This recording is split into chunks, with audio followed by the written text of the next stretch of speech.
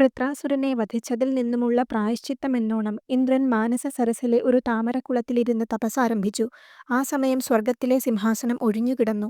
ദേവതകൾ 100 അശ്വമേധയാഗങ്ങൾ പൂർത്തിയാക്കിയ നഹുഷന് പുതിയ ഇന്ദ്രപദവി നൽകി അഭിഷേകം ചെയ്തു. എന്നാൽ ഭർത്താവിന്റെ അഭാവത്തിൽ വിലപിക്കുകയായിരുന്ന ഇന്ദ്രാണിയുടെ മേൽ നഹുഷന്റെ കണ്ണുകൾ പതിഞ്ഞു. നഹുഷൻ ഇന്ദ്രാണിയെ ശല്യം ചെയ്യുകയും അഹങ്കാരത്താൽ ദേവഗുരു ബൃഹസ്പതി ഉൾപ്പെടെയുള്ള മഹർഷിമാരെ നിന്ദിച്ചും ശകാരിച്ചും സ്വർഗത്തിൽ വാണു. ഇന്ദ്രാണി ഗുരുവായ ബൃഹസ്പതിയുടെ സഹായം തേടി. അദ്ദേഹം ഒരു പദ്ധതി തയ്യാറാക്കി.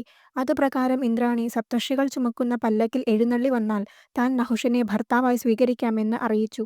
നിബന്ധന അംഗീകരിച്ച നഹുഷൻ അഗസ്ത്യമുനി തുടങ്ങിയ സപ്തർഷികളെ കൊണ്ട് പല്ലക്ക് ചുമപ്പിച്ച് യാത്രയാരംഭിച്ചു.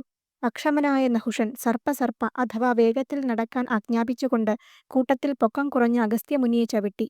കോപാകുലനായ മുനി നഹുഷനെ ഒരു സർപ്പമായി മാറാൻ ശപിച്ചു. നഹുഷന്റെ സ്തുതിയിൽ കരുണ തോന്നിയ അഗസ്ത്യമുനി പാണ്ഡവരെ കണ്ടുമുട്ടുമ്പോൾ ശാപമോചനം ലഭിക്കുമെന്ന് അനുഗ്രഹിച്ചു.